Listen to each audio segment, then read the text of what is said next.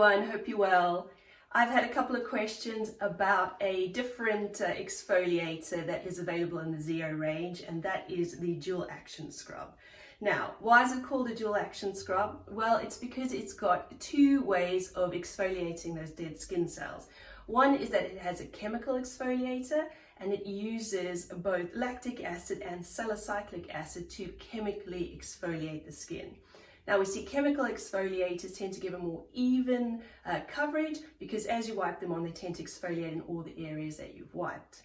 It also has a physical exfoliation or a sort of more mechanical version to that exfoliation because it contains aluminium oxide, and it uses that sort of rough texture and the motion of you rubbing it in to exfoliate some of the dead skin cells. Now sometimes that can be a little bit uneven. That's why it's nice to have that combination of both the chemical and the physical exfoliation.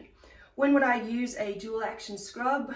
Well, I would use this if you have acne prone skin, if you've got oily skin, or if you've got blemish prone skin, because it really does help unclog those pores, and we know that clogged pores can lead towards blemishes and breakouts.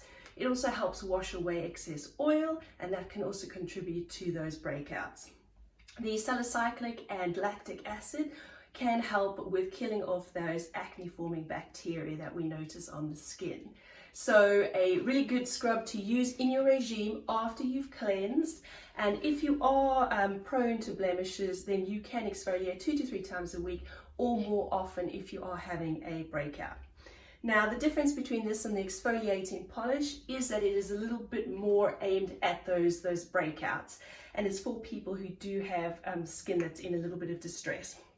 So how you use it is, of course, you get about a fingerful. You would use it after your cleansing, and you can notice you can sort of see the beads in the gel scrub. So what we're going to do is I'm going to just moisten the skin. I would have cleansed. If you have got acne prone skin, then I would have been using the exfoliating cleanser or the gentle cleanser. Then I'm just going to sort of make a little paste in my hands, and you can start to see the little beads start to dissolve. And I'm going to scrub along with the face. Oh, it smells really nice. You can smell there's sort of a hint of tea tree, and that helps kind of calm the skin. And that's very helpful if your skin is irritated and inflamed. So good scrub. Get that mechanical exfoliation working, and make sure you get it nice and evenly so that the chemical exfoliation can get everywhere. Again, you can go down the neck if you need to. You can use this product on your back or any other areas where you have breakouts, and then you rinse. Good. Now, if you are using a regime to help with blemishes or acne, then you would lay your other products now on top of your exfoliation procedure.